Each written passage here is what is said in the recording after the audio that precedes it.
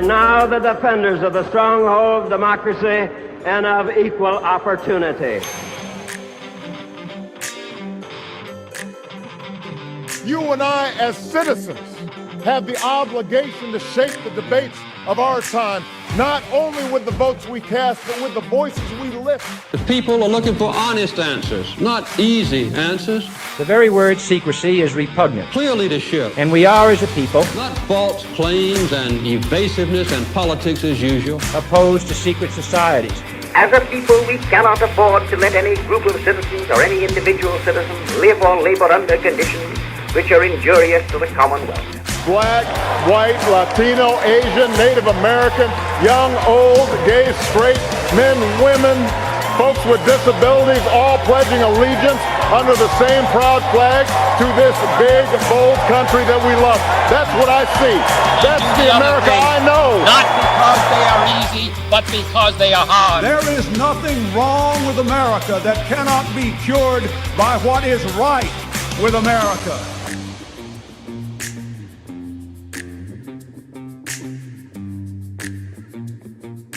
Welcome to the Aggressive Progressive Podcast. I'm your host, Chris Hahn. I'm at Christopher Hahn on X, Christopher Hahn, NY on Instagram, and ChristopherHahn.com. Those are my socials if you want to find me there. All right. By the way, I forgot to say, make sure you're subscribing and telling your friends about this podcast and share it. There's a little share button there somewhere. Click that. Look,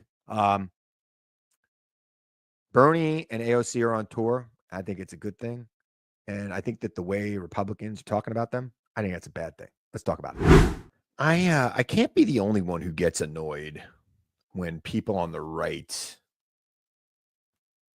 refer to Alexandria Ocasio-Cortez as a waitress or a bartender, as if that's somehow demeaning of people who are working as waitresses or bartenders or, other jobs where people have a shift, right? And they get paid maybe by the hour or they work for tips.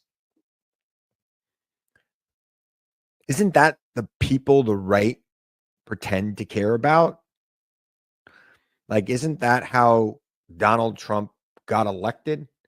Like, wasn't one of his big ploys no tax on tips? By the way, which is never going to happen. And if it does happen, it means that hedge fund guys are going to be making their bonuses as a tip. Just, you'll get to keep the $25 you make a day, and they'll get to keep the 25 million bucks they get at the end of the year. That'll be the trade that Republicans come up with, right? Because they're not for people who work shifts. They're not for people who work with their hands or use their labor to make a living. And what gets me more mad is when I see people who are nurses or, in some other profession where you also work shifts, calling out AOC and trying to be derogatory towards her having been a waitress and bartender before she got elected to Congress. By the way, she's been in Congress now for 6 years, so I don't think she's a bartender anymore. And she's actually turned out to be one of the more talented communicators in Congress. So I don't think she'll ever be a bartender again. And I think she'll be in Congress as long as she wants. And, I'm not here, promoting her for anything. I talk about her running against my former boss, Chuck Schumer, but I'd be with Chuck. He's my guy. But Bernie and AOC have been out on tour, revving up the base. And I think that's a good thing. Some people who say, well, you're like a moderate Democrat. You okay with it? Well, you need every kind of Democrat. This is part of the problem in the party, which has got to change or the party's never going to win again, is that it needs to be a big tent. And we can't be scaring off people who are with us 90% of the time because of the 10%, right? We can't allow, Gen Zers who are hung up on language kick out Gen Xers or baby boomers who were liberals before these people's parents were born, right? We need to include everybody in the tent. And I think that Bernie and AOC going out on tour, talking to a very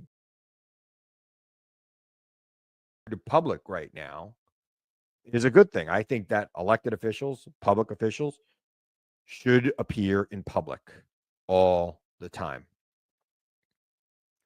So I am more than a little perturbed, if you will. And I know I'm being very calm in my demeanor here today, talking about it. When I see these kinds of slights, and I don't think it is a slight. I worked as a bartender. When I was making my way through college and law school, and even after, while I was getting my career underway. I worked as a bartender one night a week when I worked for Chuck Schumer, when I was an aide in the U.S. Senate. One, because I liked doing it. It was fun, met a lot of interesting people. And two, because I lived at a place where I had a parking problem, and the restaurant where I bartended let me leave my car in their lot. So that was part of the deal. I just worked one night a week, and I got to leave my car in their lot. And I did it, all through law school and for a year or so after, when I was working in the U.S. Senate.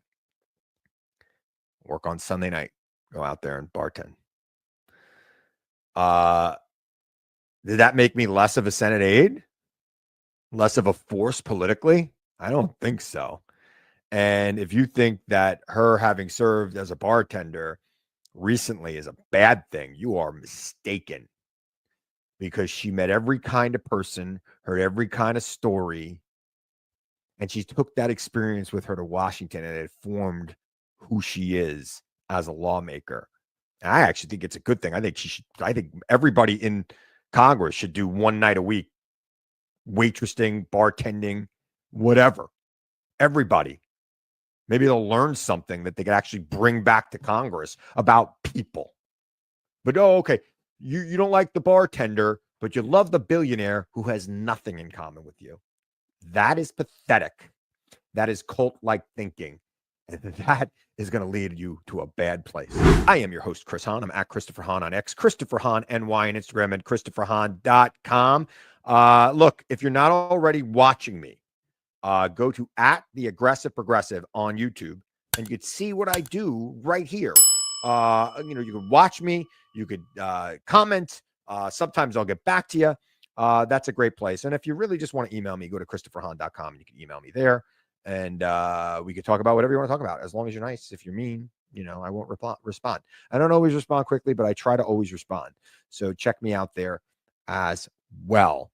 So, again, it's the woe is the Democratic Party, and they're helpless, and what's going on, and where's the coordination? I hear some of that. I do. I'm not immune to it. And I think what I was talking about earlier today is very much something we need to be concerned about. Who are we kicking out of the tent, and why are we doing that? Right?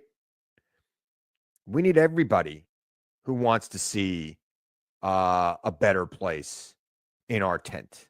We need everybody on board with our agenda to be feeling welcome inside our tent. And unfortunately, I think that there's been a lot of purity police in the Democratic Party. A purity test for who's who, who's going to be here, where, why are they not with us on 100% of the issues? And if you're not with us on 100%, you're out.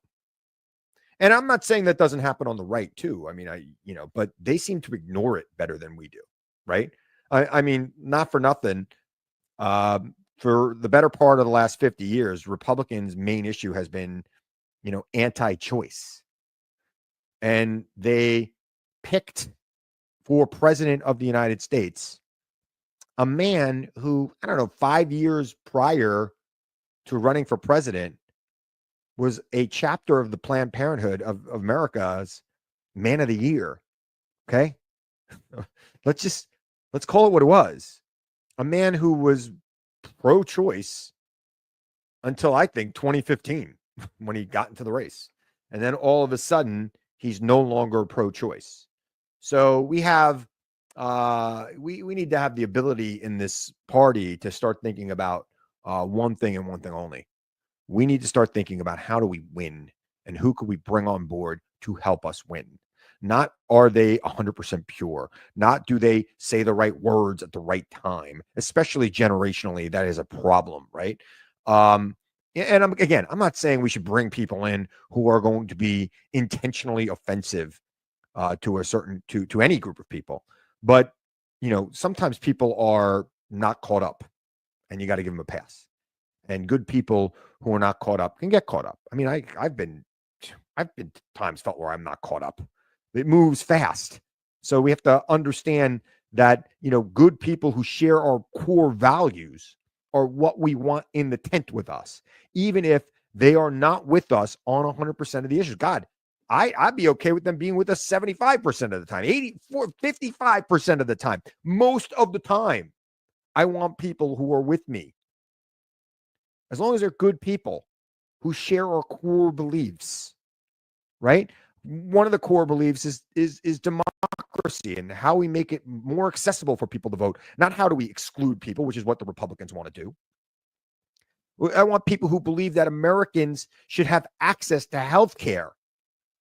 I mean, I believe it should be a right in this country. I believe as the richest nation on earth, we should not be having people go bankrupt because of an illness. I think that's ridiculous in this country, and it should stop right now. And I think there are a lot of people who agree with us on that. I think a woman's right to choose is a core belief of the Democratic Party. And I think that people that believe in that, come on in. And then we can take it from there. And start having conversations. And look, I'm sure I'm missing core beliefs. And I'm sure that there are some people out there that are going to be like, oh my God, core belief, Kristen, get all of our core beliefs. I'm not listing all of our core beliefs. I'm just saying, let's figure out what those core beliefs are. Maybe that's a good idea for the party. Maybe we should have a meeting.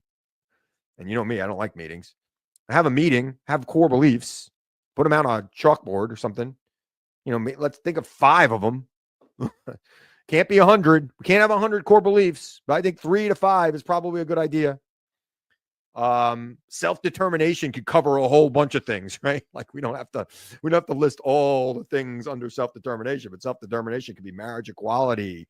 It could be the right to choose. There are a lot of things. We word it carefully. I think the shorter the list, the easier it will be for us to articulate to the American people. And you see the problem I'm having right now. And I'm a pretty darn good communicator. I'm having a hard time communicating what the Democratic Party's core beliefs are. And I know, and I've been part of this party for 30 years. So, if I'm having a hard time, how is the voter going to understand what's going on? How are the voters going to figure this out? So I think that there needs to be a reckoning within the party of how we welcome people in who are not with us 100% of the time, but who also oppose the tyranny that is being hoisted upon us. But people who want to make America truly what America is supposed to be: freedom, opportunity for all, not just opportunity for the richest.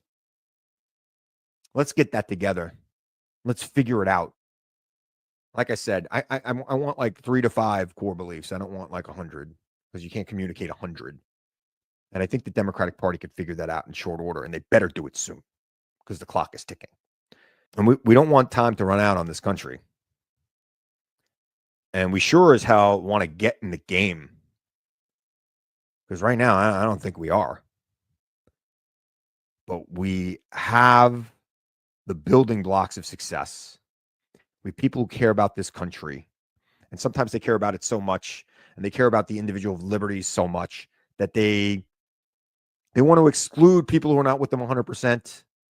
We got to harness that energy in a positive way and bring people in and let everybody understand that, look, we may not agree on everything, but we agree on the core. And if we agree on the core, we can get through it together. And if we communicate what that is to the American people effectively, simply, we're going to win. I guess we need a Project 2029 or something. I don't know. I'll figure that out. Although that would be, I take that back. If we did a Project 2029, I can't even imagine what that'd be. It'd be like a 1,000-page book, and it would, be used against us in every single way. Let's pick 3 things that we really care about and make that our core beliefs. All right, I'm going to remind you now, as I always do, to seek the truth, question everyone and everything, even me. Seek the truth. I know it's out there, and I know you'll find it if you look for it. And I'll be back here again real soon to tell you the truth as I see it. I'm Chris Hahn. Thanks for joining me on the Aggressive Progressive Podcast.